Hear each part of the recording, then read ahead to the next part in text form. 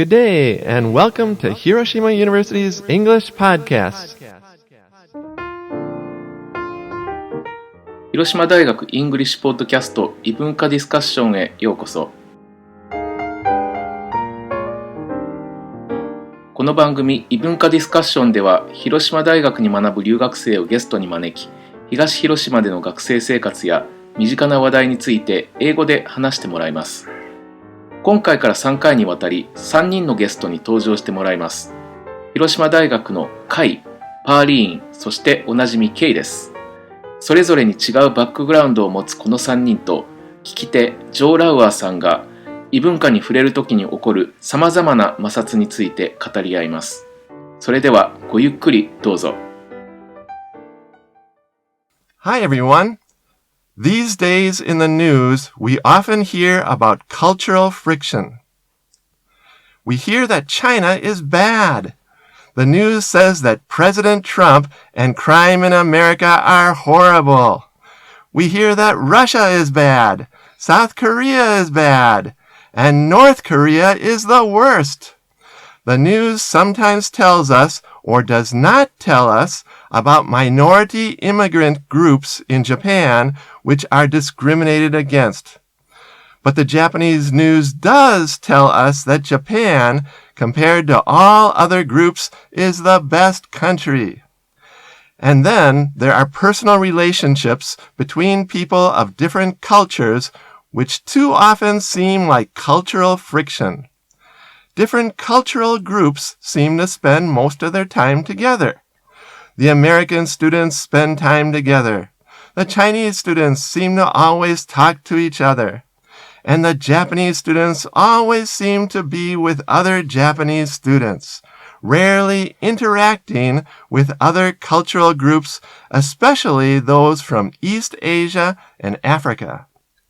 But are all of these images really true?Or are these images just exaggerations of the mass media, especially television?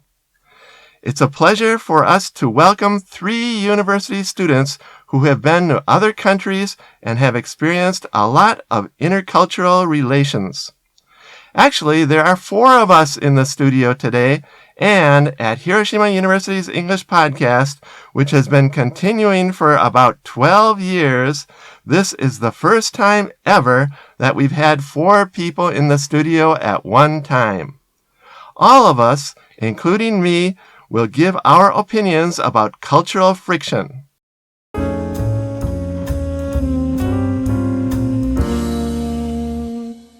So first, allow us to tell you a little about ourselves, where we are from, and what kind of intercultural relations we've experienced.So, everyone, can you tell us about yourselves? Why don't we begin with Kei a little bit? Okay. Hi, everyone. I'm Kei from Japan. I'm a master's student of the Faculty of Applied Biological Science. About my foreign experiments, I lived in the States for 1 school year when I was 15 years old.Nice to meet you. I was so looking forward to have this conversation with you guys. Right. She's in our Yasashi Kaiwa programs, of course. And Kai, can you tell us a little about yourself? Okay. Hi, everyone. My name is Kai, and I'm from the Philippines. My dad is a Filipino, but my mom is a Japanese. And I was born and I grew up in the Philippines, but last year I entered university here at Hiroshima University.In a new department, Integrated Global Studies, which is conducted all in English. And my experience for intercultural experience is currently in IGS we have different countries. We have friends from different countries. So this is actually my second year of having a lot of intercultural experiences. Good. Okay, and Pearline.Okay, hello, my name is Pearline. I'm in the same faculty as Kai, so I'm in the Faculty of Integrated Global Studies. And I was born in America, and I'm mixed. I'm American and Japanese. And I lived in America for the first 8 years of my life. So I was born there, and I lived until I was 8 in America. And I moved to Japan since then, so half of my life I've lived in Japan. Yeah, and that's... Okay, very good. Yes. And of course, I'm Joe. I grew up in America, graduated from American University, but I've lived in other countries a lot. For example, after university, I lived in Morocco for 2 years. I was a high school English teacher. And after that, I lived in Guatemala in Central America for 3 months. I was a junior high school English teacher. And now in Japan, I've lived here for a little over 30 years. Wow, It's more like than that, us. right. All right. Okay, so now that we've introduced each other, let's ask the million-dollar question to begin. Do you think there is a lot of friction between cultures, or is there not so much? What do you think, everybody?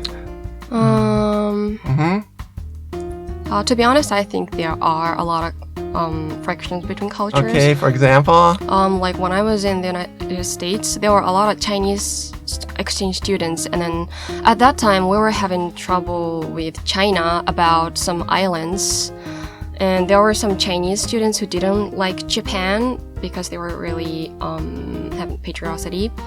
So there was one big thing happened in my American life in the morning. When I was walking down a hallway, one Chinese boy just saw me and threw a pet bottle in my nose, and then, well, fortunately, I was I managed to escape, so it didn't hit me. But that was a big shock for me that human could be that aggressive about country when it comes to countries. Okay. Yeah. Anybody else? What do you think? Is there really friction out there? I think it really depends on the person. For me, when I lived in America, I was only 8 or 7, so there was no friction. We were just little kids. Okay. Yeah. Yeah, all we thought about was what we're gonna eat after, what snacks are we gonna have, or how we're gonna finish our homework. That's the only thing we had on our minds. And when I came to Japan, also I was only 8, so everyone was just interested in me because I was the only foreign student, I think, in my city, other than my big sisters. So everyone was just more surprised and excited. It was like I was a new toy or something to everyone. So everyone was nice to me. And but also I've had bad experiences where I would sometimes, once or twice, I've had this experience where I would walk in the street of Hiroshima City, and an old man or old woman will come up to me and say, "You're American, right? Do you know what Americans did to our country?" And they will talk to me about the atomic bomb. Okay. Yeah, but I'm mixed, so my grandfather, that's on my Japanese side, he was actually a atomic bomb victim. So, wow. Yeah, I have both sides. Okay. So most of the time I just say that in Japanese, and they will understand and be like, okay, good, sorry, okay, I understand. But other than that, I don't have any friction in Japan. Most of the time I'm able to communicate with people the way I want to, and I don't feel any different than anyone else. Okay. So I think it really depends on the person. Okay, very good, Yeah. very good. Wow. Kai, what do you think? Yeah, I mean, my example is not as deep as the example of Pearline, but in Philippines, people get close immediately. Yeah, but since I came here in Japan, it's kind of hard to, not actually hard, but people tend to have their inner circle really small. But in Philippines, their inner circle is really, really big. So I think that's the difference in culture there. So if you want to make friends here, it takes time. But in the Philippines, it's it takes seconds to become close to someone. Okay. So if That a sounds fun. yeah, so if a Filipino tries to become friends with a Japanese, sometimes the Japanese becomes a little bit scared because the Filipino is I see too that, yeah. too pushy or something Yeah. like that. And I think that's one example of the conflict in culture. And Filipinos are also they don't actually give that importance to time. we have this Filipino, we call it Filipino time. So like when we plan to like meet at 8 a.m., like everybody would come at 8:30 or 9, and it's normal in the Philippines. Okay. So when like we plan on meeting 8, everyone comes at 9. So it's like it's part of the culture. Yeah. But I mean here in Japan, like everything is on time. So that's one big conflict I see there. Okay. Okay.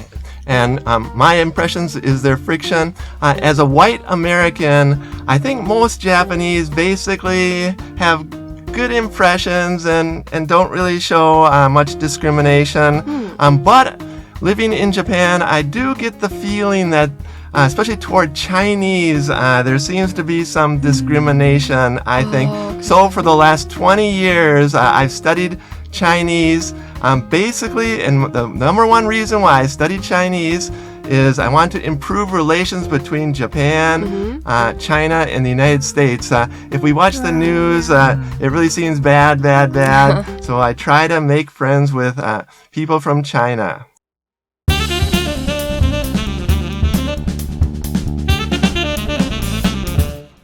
Let's talk for 1 minute about a little bit more of this racial discrimination. Have you encountered any other of that in your lives? Any other experiences? Racial discrimination, how widespread is it these days? Anything?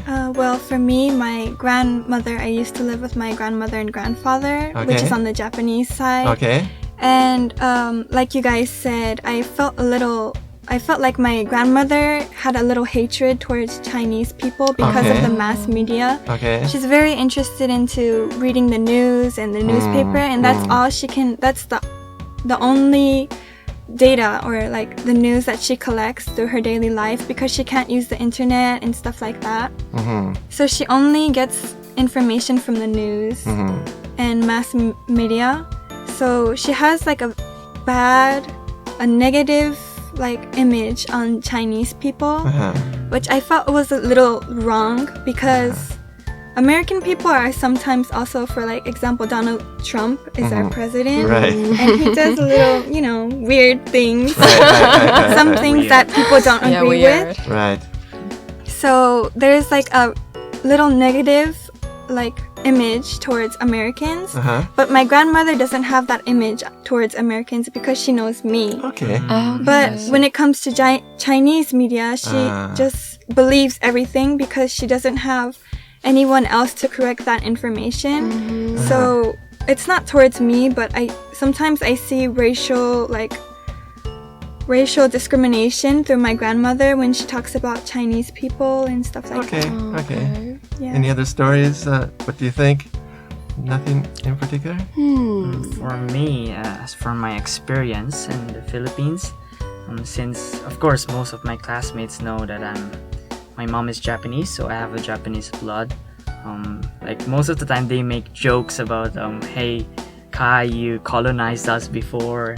I mean, I know that it's a joke, but of course sometimes it's kind of like. But of course, in the end, I've become really good friends with them, and sometimes they still make that joke. But I mean, I learned to like accept it as a joke, but still, it's still something that I could really feel weird sometimes. Yeah. But right now, there's nothing like that from my experience. Okay, and finally about this racial discrimination, I'll tell my experiences a little bit. I grew up in America, of course, in Milwaukee, Wisconsin, which is in the north, and there basically the whites were separated and the blacks were separated. The whites lived in one area, the blacks lived in another area. So when I was in high school and everything, I didn't really meet black Americans, African Americans like that. But these days in America, it's a lot more mixed, especially at work. At work, often the African Americans and the whites, they're friends. And so they, most whites, I personally think, do not discriminate against blacks, I think. How about Asians? Oh, even less discrimination, usually, I think. African Americans and whites, there's historically a little bit of friction there. And some people are prejudiced, but I think most are not. For example, in school we learn that having different cultures together is good. Because you have different types of music, different types of clothes, different types of food, and it makes life more exciting like that. So I think most people are not racially discriminating like that, I think. Okay, we're almost out of time today. These very serious topics. I have one more question for each of you. There's the famous expression, do as the Romans do. When you're in another culture, try to do exactly what they do. Do as the Romans do. How do you try to do that in your daily lives? Do you really, really try to do it? Or only a little bit? What do you think? Of course, I think a lot of people who go to foreign countries try to do their best to suit their other cultures. And in my case, first of all, I will try to learn the languages that's spoken in that country, because if we learned that language, we learn not only that grammatical structure, but also the ideas, the cultural ideas that those people have. So I think learning the language, native language that those people talk, are, I think, one of the best ways. Okay, good. Any other? Okay, that was a great answer. Thank you. I was just gonna say the same thing, but a little more like simple. So I've been to Malaysia and India just for like 1 or 2 weeks. And when I went to India, which was the most recent travel that I had, was last year in summer, I didn't research anything beforehand. So I just went to India with nothing, no knowledge. And like she said, when I was in India and I learned how to say thank you, or how are you doing, or how much is this in Hindi, and the language, I felt like the people connected with me more. They treated me more nicely. So I think that's the most important thing, to learn the language. Very good, very good. Kai, anything? Well, for me, I choose which part of that culture I would adapt, and like I would still have the own identity of my own culture. Okay. Yeah, For example, in my own experience in Japan, it's we should be respectful. For example, inside trains, we should not be noisy. But for example, if Filipinos get together, they're really, really noisy. But for example, since we are in Japan, we should be respectful, but still we would have this friendly attitude, but in a respectful way. So for me, I choose which one to get, but still I would have this own identity of my own culture. Right. And for me, I especially learned that this is very important, do as the Romans do, when I went to Morocco. I went there as part of the American government program. It's like in Japan, they have Seinen Kaigai Kyoryokutai. In Japan, in America, they have the same type of thing. It's called Peace Corps. And they really taught us to try to do things in Morocco as the Moroccans did. So for example, we learned Arabic very good. We really tried to do it. I think it's very important. Well, unfortunately, we're out of time today. Oh, really? We'll be back again next month to continue this very important topic with Kei, Pearline, and Kai. Everyone, see you next time. See you next time. Bye-bye. Take care. Bye.